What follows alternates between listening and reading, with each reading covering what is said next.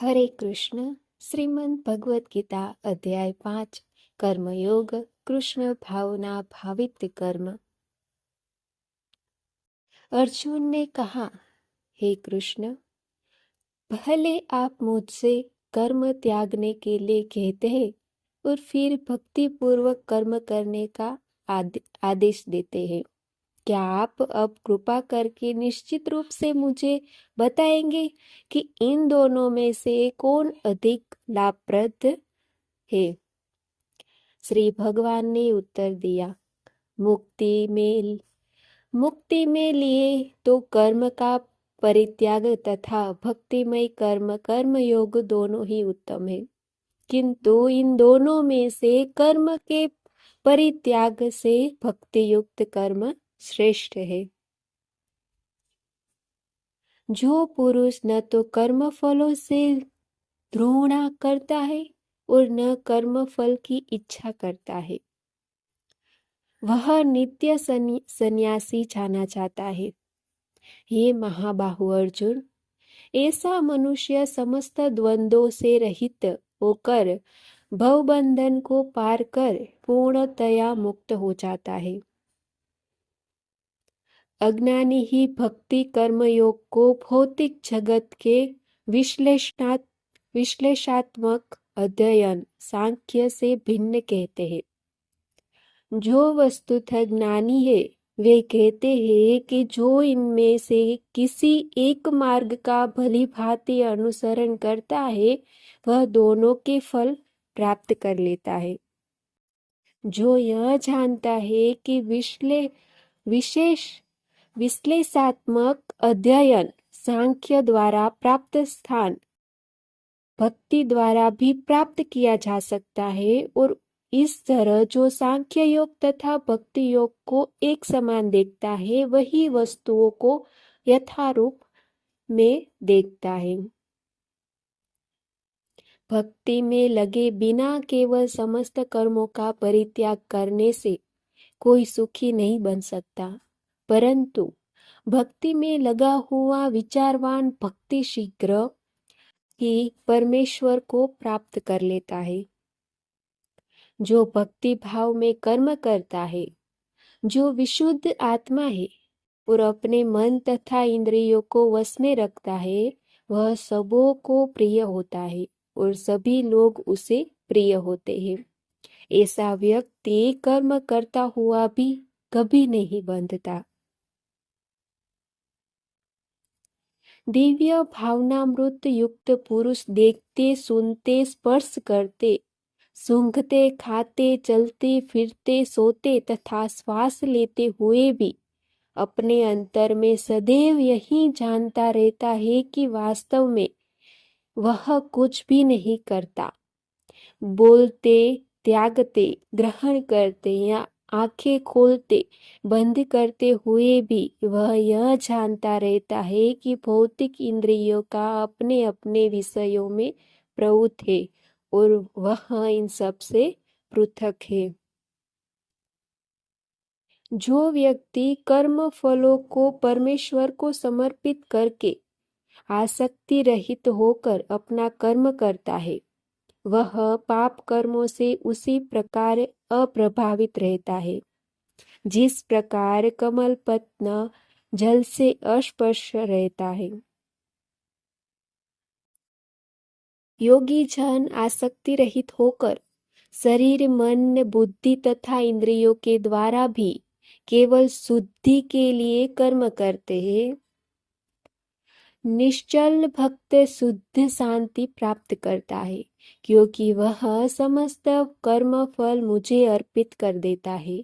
किंतु जो व्यक्ति भगवान से युक्त नहीं है और जो अपने श्रम का फल कामी है, वह बंध जाता है। जब देहधारी जीवात्मा अपनी प्रकृति को वश में कर लेता है और मन से समस्त कर्मों का परित्याग कर देता है, तब वह 9 द्वारा वाले नगर भौतिक शरीर में बिना कुछ किए कराए सुखपूर्वक रहता है।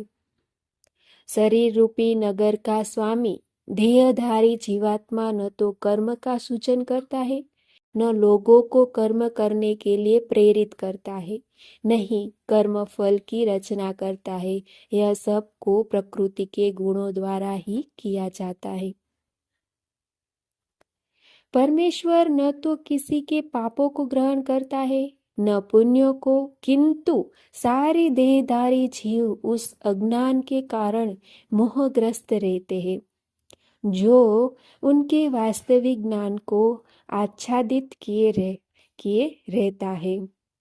किंतु जब कोई उस ज्ञान से प्रबुद्ध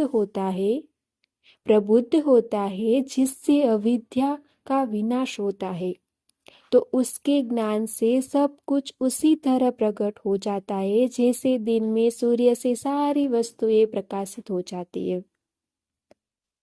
जब मनुष्य की बुद्धि, मन, श्रद्धा तथा शरण सब कुछ भगवान में स्थिर हो जाते हैं, तभी वह पूर्ण ज्ञान द्वारा समस्त कल्मश से शुद्ध होता है और मुक्ति के पद पर अग्रसर होता है।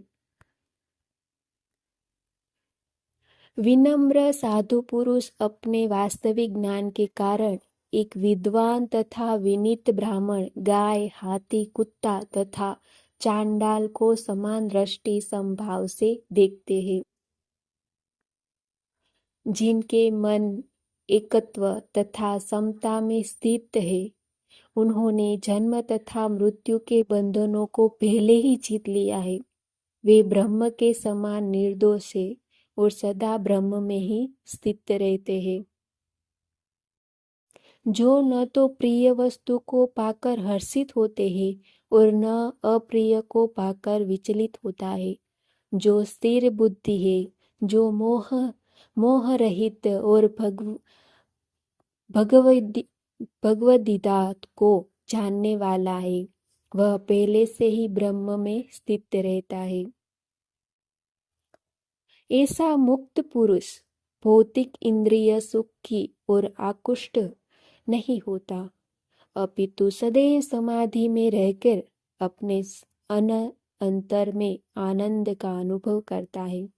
इस प्रकार स्वरूप सिद्ध व्यक्ति पर ब्रह्म में एकाग्र चित्त होने के कारण असीम सुख भोगता है। बुद्धिमान मनुष्य दुख के कारणों में भाग नहीं लेता, जो कि भौतिक इंद्रियों के संसर्ग से उत्पन्न होते हैं। हे कुंती पुत्र, ऐसे भोगों का आदि तथा अंत होता है, अतः चतुर व्यक्ति उनमें आनंद नहीं लेता। यदि इस शरीर को त्यागने के पूर्व कोई मनुष्य इंद्रियों के वेगों को सहन करने तथा इच्छा एवं क्रोध के वेग को रोकने में समर्थ होता है, तो वह इस संसार में सुखी रह सकता है।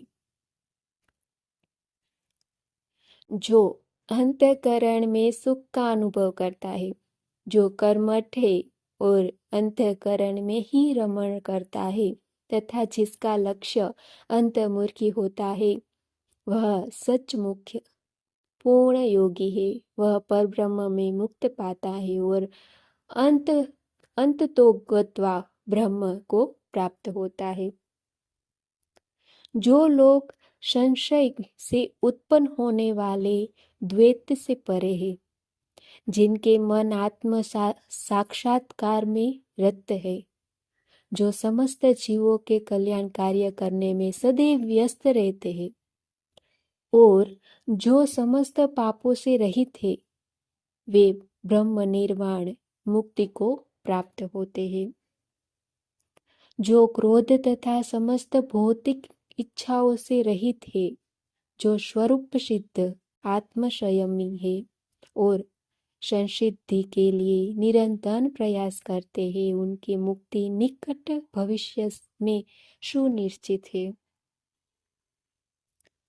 समस्त इंद्रिय विषयों को बाहर करके, दृष्टि को भोग के मध्य में केंद्रित करके, प्राण तथा अपान वायु को नथुनों भीतर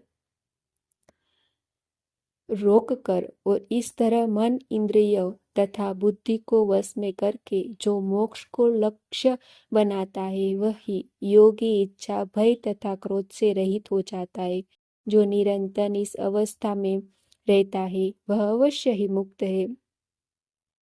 मुझे समस्त यज्ञों तथा तपस्याओं का परम भोक्ता, समस्त लोकों तथा देवताओं का परमेश्वर एवं समस्त जीवों का उपकारी एवं हितैषी जानकर मेरे भावनामृत से पूर्ण पुरुष भौतिक दुखों से शांति लाभ करता है।